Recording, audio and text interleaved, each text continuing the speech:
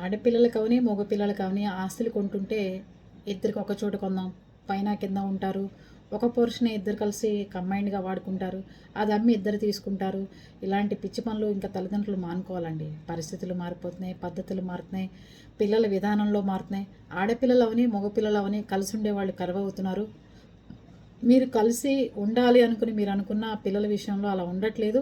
ఒకడికి అమ్ముకోవాలనిపిస్తుంది, ఒకడికి ఉంచుకోవాలనిపిస్తుంది ప్రాపర్టీని.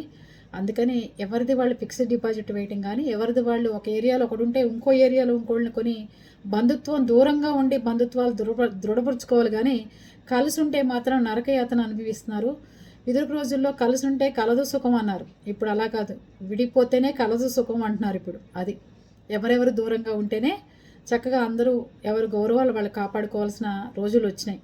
అందుకని దూరంగా ఉండి ప్రేమలో ఆప్యాయతలు నింపుకోండి, మంచిగా ఉండండి, దగ్గరగా ఉండి కొట్టుకునే బదులు. ఏమంటారు? తల్లిదండ్రులు కూడా ఆస్తులు కొనేటప్పుడు, ఆస్తులు పంచేటప్పుడు ఎవరిది వాళ్ళకి దూరంగా ఇవ్వండి తప్ప ఒక చోట ఇచ్చి కొట్టుకునేటట్టు చేయమాకండి. ఓకే.